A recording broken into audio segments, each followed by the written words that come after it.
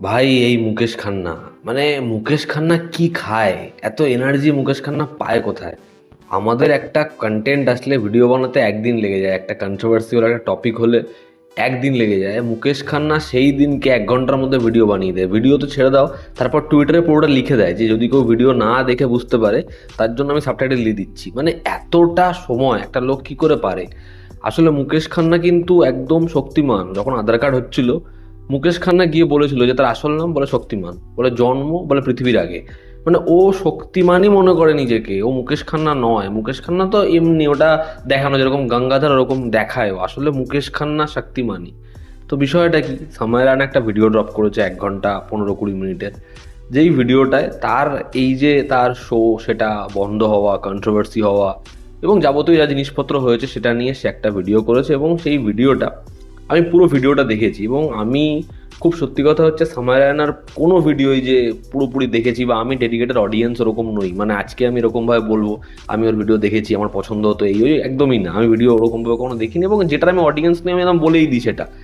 আমি ভিডিওটা না দেখলাম, এবং ভিডিওটা যখন আমি দেখেছি আমার একটা জিনিস মানে বলবোই। আমি আমি আগের দিনই সাগরনীলের সাথে কথা বলছিলাম, সেটা হচ্ছে এত ভালো রাইটিং যে পুরো যদি ভিডিওটা তোমরা দেখো, যেরকমভাবে ও নিজের জার্নি বলছে, সেখানে যা যা ওর সাথে হয়েছে, কি একটা খারাপ ফেজ, একটা ইমোশনাল হয়ে পড়ছে, তারপরে এমনভাবে জিনিসটাকে ডাইভার্ট করছে, এরকম লাইন্স বলছে, ওটাকে আবার কমেডির মোড়কে নিয়ে আসছে, মানে দুর্দান্ত।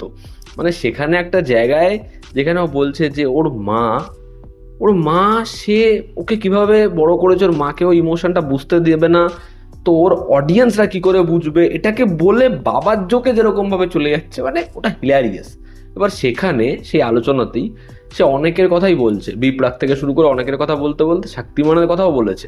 এবং সে বলছে শক্তিমানের সাথে আমি কি করে লড়বো? যখন শক্তিমান টিভিতে আসতো তখন এমন বহু বাচ্চা শক্তিমান ভেবে নিজেকে ঝাপঠাপ দিত এবং তারা মারা গেছে। তো তুই নিজে এরকম ভাবে বাচ্চাদেরকে মেরেছিস, তুই কি বলবি? এরকম ধরনের একটা স্টেটমেন্ট সে দেয়। এবার এটা যদি আপনারা দেখেন তাহলে এটার মধ্যে কিন্তু খুব বেশি ভুল এই কথাটার মধ্যে নেই। এবং শুধুমাত্র আমাদের এখানকার সুপার হিরো কারণ, এটা বড় বয়স অব্দি আমরা দেখেছি, এরকম খবর শুনেছি যে স্পাইডারম্যান দেখে কেউ এরকম বাড়ি থেকে ঝাঁপ দিয়ে দিয়েছে, সুপারম্যান হতে গিয়ে এরকম ধরনের কস্টিউম পরে কেউ সুইসাইড করে। যারে যখন ডার্ক নাইট সিনেমাটা এসছে লোকে ভেবেছে কিছু জোকারের মাস্ক পরা লোক এসে তাদের থেকে টাকা পয়সা ব্যাক চেয়েছে, জেন্টলি চেয়েছে, তারা দিয়ে দিয়েছে। তারপরে জানতে পেরেছে যে ওখানে ডাকাতি হয়েছে। তো ওখানে পার্টিকুলার বহু সিনেমা হলে ডার্কনাইট ব্যান হয়ে গেছিল, বন্ধ করে দেওয়া হয়েছিল। তো এগুলো তো হয়েছে, এটা তো মিথ্যে কথা নয়, তো এটা বলেছেও। এবং যেরকম ভাবে সময় বলে, মানে অমিতাভ বচ্চনের শো করে এসে ওরকম ভাবে বলছে যে অমিতাভ বচ্চন টিভি দেখার সময় অভিষেক বচ্চনকে ডাকছে, ঐশ্বর্যকে ডাকছে রেখা বলে, তারপরে ওটাকে আবার কেটে জায়া বলে যেরকম ভাবে করেছে, মানে ওর এই ভিডিওতে বহু জনের নাম নিয়েছে এবং এরকম ভাবেই ও সবাইকে উত্তর দিয়েছে। এবার মুকেশ খান্না যেটা করছে শক্তিমান, মানে এটা হওয়া কি উচিত যে এরকম একটা ক্যারেক্টার, আমরা আমাদের ছোটবেলায় প্রত্যেকে শক্তিমান দেখেছি টিভিতে, এরকম একটা ক্যারেক্টারের ফ্যান ফলোয়িং, এরকম সেটার রিপিট ভ্যালু, এরকম আমাদের সাথে সেটা সংযোগ স্থাপন হয়েছে। তারপর আজকে এমন জায়গায় নিয়ে চলে গেল মুকেশ খান্না শক্তিমানের এই নামটা, যে ইয়াং জেনারেশন মুকেশ খান্নাকে দেখলেই হাসে। ইয়াং জেনারেশনের কাছে শক্তিমান হচ্ছে একটা সব থেকে হাস্যকর বিষয়। এবার এটা কে করছে? এটা দায়িত্ব নিয়ে মুকেশ খান্না করছে, ডেলিভারেটলি করছে, ডে বাই ডে করছে। এবার করতে করতে এমন একটা জায়গায় নামাচ্ছে যে মানে এর পরের প্রজন্ম শক্তিমান বলে কিছু মনে রাখবে না, তারা মনে রাখবে হচ্ছে মিম হিসেবে শক্তিমান মানে কি হাস্যকর, একটা হাস্যরস, এরকম কিছু মনে রাখবে। কিন্তু শক্তিমান আমাদের কাছে যেটা ছিল আমরা সেটা জানি।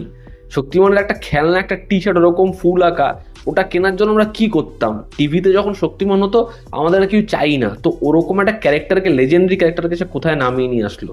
আজকে যদি ভাবুন না, মানে যারা হচ্ছে লেজেন্ডারি যে কোনো আইকনিক ক্যারেক্টার করেছে, তারা যদি এরকমই অ্যাক্টিভিটি করতে থাকে তাহলে হয়ে গেল ভাই, তাহলে শেষ। আর কোনো জেনারেশন ওয়াইজ জেনারেশন সেটা পাস করবে না, ঠিক আছে? অডিয়েন্স সেটা মনে রাখবে না, ওখানেই সেটার ইতিগজ হয়ে যাবে। এই যে অরুণ গোভিল রামায়ণে এসে দশরথের ক্যারেক্টার করছে, সে তো ওটাকে একদম ধরে বসে থাকতে পারতো যে না আমি এটা করবো না, এবং ধরে ধরে স্টেটমেন্ট দিয়ে বেড়াবো, ঠিক আছে? সব জায়গায় রামায়ণকে ব্যাশ করে বেড়াবো, নতুন রামায়ণকে, নতুন রামকে ব্যাশ করে বেড়াবো।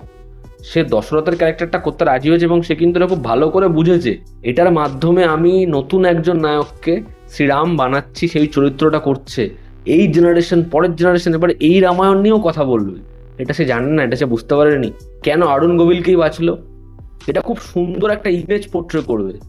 তো আমি এটাই বলবো, মুকেশ খান্নার একটু সুবুদ্ধি হোক, তার একটা ভালো পিআর টিম সবার আগে দরকার, যারা ওনাকে এটা বোঝাবে যে আপনার 100K 200K ভিউজ মানেই যে অডিয়েন্স আপনাকে মানছে এমনটা নয়। যে আপনি অডিয়েন্সকে ভিডিওতে বলে দিচ্ছেন যে বাচ্চারা একে দেখলে টমেটো তারপরে ডিম ছুঁড়ে মারো সামায় রায়নাকে দেখলে, এত ভিউজ ওর কী করে হয়ে গেল, এটা কখনোই মানুষকে, সাধারণ মানুষকে এই বার্তা দিচ্ছে না যে আপনি তাদেরকে ভালো কিছু শেখাচ্ছেন। ঠিক আছে, সামায় রায়নার কথা আমরা শুনবো না, আমরা শক্তিমানের কথা শুনবো, আমরা মুকেশ খান্নার কথা শুনবো। এই ইমেজটা পোট্রে হচ্ছে না, বরঞ্চ এটা পোট্রে হচ্ছে আপনি একটা বয়স্ক লোক, একটা বৃদ্ধ লোক, এবং আপনি উন্মাদের মতো কথা বলছেন, আরও বেশি হিংসা ছড়িয়ে দিচ্ছেন, এবং আপনার হাঁটুর বয়সের ছেলেকে এরকমভাবে অকথ্য ভাষায় কথাবার্তা বলছেন, তাকে কুকুর বলছেন, তাকে এরকম ডিম টমেটো ছুঁড়ে মারতে বলছেন। আপনি কি বলছেন এটা? এটা আপনি জানেন? আপনি যদি শক্তিমানও দেখেন, শক্তিমানে সে প্রেম নিবেদন করে, সে মানুষের মধ্যে সুসম্পর্ক আনে, সে বাচ্চাদেরকে ভালো শিক্ষা দেয়, তা সেখানে আপনি এটা কি বলছেন? যাই হোক, আমার মনে হয় তার পিআর একটা ভালো টিমের দরকার, এবং যারা তাকে বোঝাবে যে আপনি নিজের কমেন্ট বক্সটা একবার দেখুন, সোশ্যাল মিডিয়াতে আপনার কি পিকচার সেট হচ্ছে একটু বোঝাবে, এবং সেটা বুঝিয়ে তাকে একটা ভালো রাস্তায় আনবে, এবং তার থেকে ওই যে শক্তিমানের যে সিটটা, সেটা আস্তে আস্তে অন্য কাউকে দায়িত্ব দিয়ে দেবে যে ভাই তোরা এবার সামলা, আমি এবার শুধুমাত্র একজন অ্যাক্টর, এখন কাজ পাবেও না, যাই হোক আমি চুপ করেই থাকবো, বা বললে ভালো কিছুই বলবো। ঠিক আছে, এটা। আর সবার আগে তো ফ্রন্ট ক্যামেরাটা তার ফোন থেকে সরিয়ে দাও, এমন ফোন দাও যেখানে কোনো ক্যামেরাই নেই, এরকম কিছু দাও। এবার যদি সামার রানের এই ভিডিওটা নিয়ে কথা বলি, দেখুন এই 1 ঘন্টা 15-20 মিনিটের যে ভিডিওটা আমি দেখেছি পুরো, হ্যাঁ, এবং 1 বছর আগে ইন্ডিয়াস গট লেটেন্ডের যে বিষয়টা হয়, সেখানে পার্টিকুলার 2-3টে জোক নিয়ে যা জিনিসপত্র হয়েছিল, আমি তার আগেও যে সামার রায়নার প্রচুর ভিডিও দেখেছি বা ওরকম কিছু না, আমি কেবিসির 2-একটা ক্লিপ দেখেছি, খুব সামান্যই তার ভিডিও আমার দেখা, কিন্তু আমি বুঝতে পেরেছিলাম যে পপুলার খুব, লোকে একে প্রচুর ফলো টলো করে আর কি।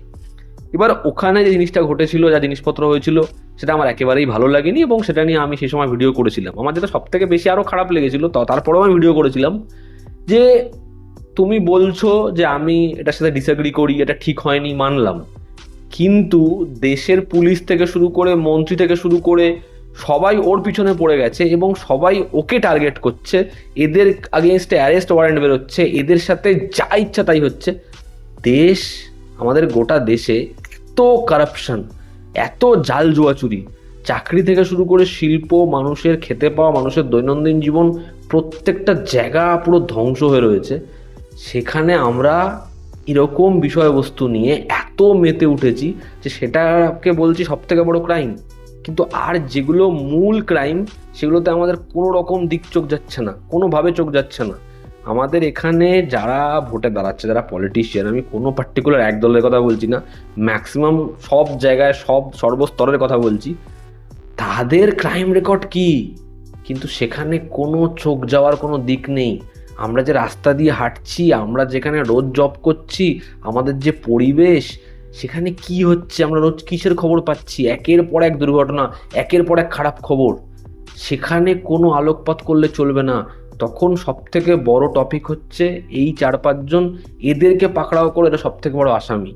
এই যে পিকচারটা, এটার থেকে খারাপ পিকচার হয় না। হ্যাঁ, সেখানে যে জিনিসপত্রগুলো হয়েছে, তারা যেরকম ধরনের জোকস বলেছে, বহু লোকের খারাপ লাগতে পারে, বহু লোকের ভালো লাগতে পারে, বহু লোক এনজয় করতে পারে, আমার সেটা খারাপ লেগেছে, আপনার সেটা খারাপ লাগতে পারে, এরকম জিনিস হতে পারে।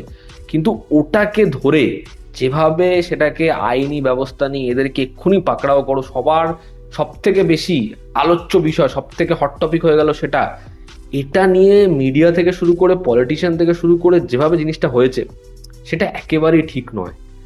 এবং আমি যদি এই শোটার কথা বলি, দেখুন আমি জানি না এই পরবর্তী সময় এই শো দেখবো কিনা সামার রায়নার, বা মানে কীরকমভাবে এনজয় করবো বা কী, কিন্তু এই যে ভিডিওটা না, এই ভিডিওটা একেবারে সলিড ভিডিও হয়েছে। মানে এরকম রাইটার যদি বাংলাতে 2-একটা সিনেমাতে চলে আসে না, ভালো কমেডি ছবি বেরোবে, সঙ্গে সঙ্গে ইমোশনালও ছবি বেরোবে। যে কী লিখেছে, ওর নিজের এক্সপিরিয়েন্স বলছে, আমি এটা খুব বিশ্বাস করি। আমার কেন এই ভিডিওটা সবথেকে ভালো লেগেছে, যে ভাই তোমার জীবনে তোমার পার্সোনাল যা জিনিসপত্র হচ্ছে, তুমি যে কাজটা করছো, সেই কাজটার লোকেরা যেন তোমার ওই ইমোশনটা জানতে না পারে, তোমার সাথে কি হচ্ছে না হচ্ছে। মানে ধরো তুমি বললেও যে হ্যাঁ আমার এরকম একজনকে আমি হারিয়েছি, কিন্তু আমি কাজ করে যাচ্ছি, আমার কাজটা দেখে আপনি জাজ করুন কাজটা ঠিক হচ্ছে না ভুল হচ্ছে। তুমি যদি তোমার ওই ইমোশনটাকে বেচো যে ভাই আমার সাথে এরকম হয়েছে, তোমরা আমাকে সহানুভূতি দাও, এটা কখনো আমি বিশ্বাসই করি না। এই যে ভিকটিম কার্ড খেলা, এর আগেনস্টে বলা, ওর আগেনস্টে বলা, এটা হয়েছে আমার সিচুয়েশনে থাকলে তুমি কি করতে, ওটা হয়েছে আমার সাথে, না ভাই। ধুরন্ধরে ওই কথাটা রয়েছে, এখানেও বলে যে আমরা ভাই পুরুষ মানুষ, ঠিক আছে, কর্ম করে যেতে হবে, যাই হোক কর্ম করে যেতে হবে। এবং যেখানে সময় বলছে যে আমি আমার মাকে বুঝতে দিইনি, আমি আমার অডিয়েন্সকে কি করে বুঝতে দেবো, আমি ওই কথাটার সাথে পুরোপুরি অ্যাগ্রি করি ওটার সাথে। মানে আমার হাতে অ্যাক্সিডেন্ট হোক, হাত ভেঙে যাক, যাই হোক, আমি যখন ক্যামেরা অন করে বসেছি আমার ডিউটি হচ্ছে এটা করা, আমি ডিউটিটা করবো, ব্যাস। আমি সাগর নীলকে এটা নিয়ে কথা বলেছি, তিনিয়ারিতেও বলেছি বহুবার। মানে ধরুন কেউ নিজের ফ্যামিলির কাউকে হারিয়েছে, খুব কাছের মানুষকে হারিয়েছে, সে 3-4 দিন কাজ বন্ধ রেখেছে, সেসবের থেকে একটু ডিট্যাচ হয়ে পড়েছে। কিন্তু যেদিন থেকে সে কাজ করছে, যেদিন থেকে আবার সে শুরু করেছে, সে অডিয়েন্সকে জানিয়েছে আমার সাথে একটা ব্যাপার ঘটেছে। কিন্তু আমি আমার এই ইমোশনটা সবার সাথে বেচতে পারবো না। মানে আমি বিশ্বাস করি ইমোশন যেটা, সেটা ভীষণ পার্সোনাল হয়, সেটা 2-3টে মানুষের সাথেই শেয়ার করা যায়, তারা আমার সব থেকে ক্লোজ, তারা আমার সবটা জানে, তারাই জানবে। বাদবাকি দুনিয়া জানবে না যে আমার ভেতরে কি চলছে, তারা আমার ওপরটা দেখবে। তখন যখন ওই জিনিসটা বলছে যে এখানে ছেলেরা যেরকমভাবে হাসছে এবং ভেতরে যেটা চলছে ওটা একদম রিয়ালিটি, ওটাই তো হয়, তারপর বাবাকে নিয়ে এই জিনিসটা বলে। দেখুন আমি আমার বাবার সাথে না এই জিনিসটা খুব খুব ভালো করে রিয়েলাইজ করতে পারি, এটা বুঝতে পারি খুব ভালো করে, যে আমার বাবা ভীষণ রাগী একজন মানুষ। এবং এই 2-1 বছর এটা হয়েছে যে একটা ব্যাপারে মনে হয় তার দিকটা সে বোঝাতে পারে, আমি আমার দিকটা একটু বোঝাতে পারি। তো আমাদের রোজ রাত্রি 11টা 11:30 একটা চায়ের আড্ডা মতো হয়, সেখানে একটু ইয়ার্কি ফাজলামও হয়, বহু কথাবার্তা শেয়ার হয়, এটা একটা হয়। এবার এটা হতে এত বছর, মানে আমার 30 বছর আমি পড়বো, এত বছর প্রায় 28.5 বছর আমার লেগে গেল এই ওয়ার্ল্ডটা ভাঙতে, ঠিক আছে।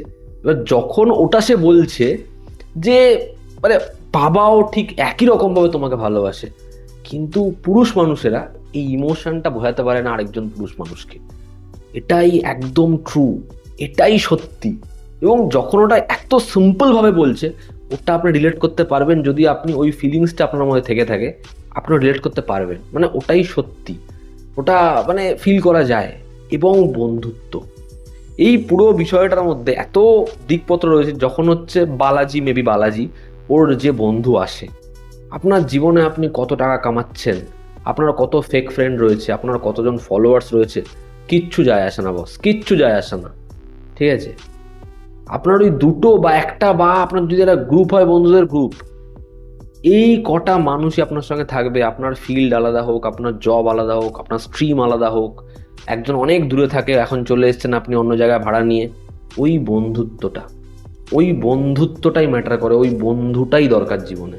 সেটা যদি একজনও হয় সেটাই দরকার, সেই হচ্ছে আপনার খারাপ সময় আপনার সঙ্গে থাকবে, ভালো সময় তো সে পিছনে দাঁড়িয়ে হাততালি দেবে, ওই বন্ধুটাই দরকার। তো এরকম বন্ধু থাকলে বস মানে হারাবে না। এবং ও যখন ওই জিনিসপত্রগুলো বলছে বা যেরকমভাবে উঠে আসছে, ভীষণ ভীষণ ভালো, ভীষণ প্র্যাকটিক্যাল, এবং হচ্ছে কিছু কিছু কমেডি মোমেন্টস যেগুলোতে আমি সত্যিই খুব হেসেছি। যখন হচ্ছে ওই অমিতাভ বচ্চনের জিনিসটা বলে যে অমিতাভ বচ্চন যদি বাড়িতে টিভি চালিয়ে বিষয়টা করে, ওটা হিলারিয়াস, মানে ওটা সত্যিই খুব হাস্যকর।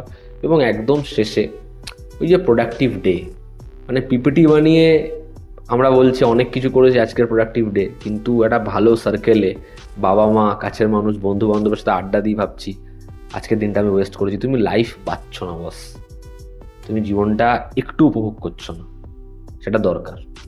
তো যে কারণে আমার এই ভিডিওটা একটা র্যান্ডম কমেডি ভিডিও, যেটা আমি দেখলাম সেন্সলেস এরকম মনে হয়নি। আমি ভিডিওটা দেখলাম, ভিডিওটা হাসলাম, ভিডিওটার বহু পয়েন্টে খুব রিলেট করতে পারলাম। এবং ও ইমোশনটাকেই যে কাজে লাগিয়ে গেছে শুধুমাত্র নিজের এই হয়েছে, পরক্ষণে একটা মজা সেটা সার্ভ করেছে, খুব সুন্দরভাবে সেটাকে অ্যারেঞ্জ করেছে, ভালো লেগেছে ব্যাপারটা, ঠিক আছে। এবার দেখার পরবর্তী সময় যদি লেটেন্ট 2 আনে সেটা কেমন কী হয়। আমি বারবার করেই বলছি আমি হয়তো সেটার অডিয়েন্স নই, কিন্তু যেটা ওর সাথে হয়েছে সেটাও খারাপ। হয়তো ওর সাথে এরকম একটা জোক বেরিয়েছে, যে আমি আগেও কথা বলেছি, জোকস বেরিয়েছে 1, 2, 3টে, যেটা খারাপ, ঠিক আছে। এবার সেটা হয়তো বহু লোক এনজয়ও করছে, বহু লোকের ভালোও লাগছে, আমি সেটার অডিয়েন্স নই, আমি একদম বলছি আমি সেটার হয়তো অডিয়েন্স নই। কিন্তু সেটাকে যে জিনিসটায় রূপ দেওয়া হয়েছে, যেটা করা হয়েছে মিডিয়ার তরফ থেকে, সব পলিটিশিয়ানদের স্টেটমেন্টের তরফ থেকে, সব থেকে বড় ইস্যু সেটা ঠিক নয়। এবং আমাদের শক্তিমান মুকেশ খান্না সে এখনও যেটা করে যাচ্ছে, যে কোনো টপিক তাকে দাও তার কিছু বলার রয়েছে। তাকে ওয়েস্ট বেঙ্গল নিয়ে কিছু বলো, আমার মনে হয় তার ডেফিনেটলি কিছু বলার রয়েছে। সে বলে দেবে, সে র্যান্ডাম বলে দেবে যে আমার কাছে যদি এখন শক্তিমানের স্যুটটা থাকতো আমি ওয়েস্ট বেঙ্গলে চলে যেতাম, বর্ণনা করে ঘুরতাম, পুরো ঠিক করে দিতাম। তুমি বলো, তুমি ওকে যে কোনো বিষয়ে বলো, রুদ্রনীল ঘোষের প্রচারে গিয়ে চুমু খাওয়া বলো, যে কোনো সলিউশন আছে, তুমি যে কোনো টপিক তো দাও শক্তিমানকে, শক্তিমান সলভ করে দেবে সেটা। এটাই আমার মনে হয়। তো এই ছিল আজকের ভিডিও। তোমাদের কি অপিনিয়ন জানিও। জনতা আমাদের পাশে আছে। আবার দেখা হচ্ছে। Take care.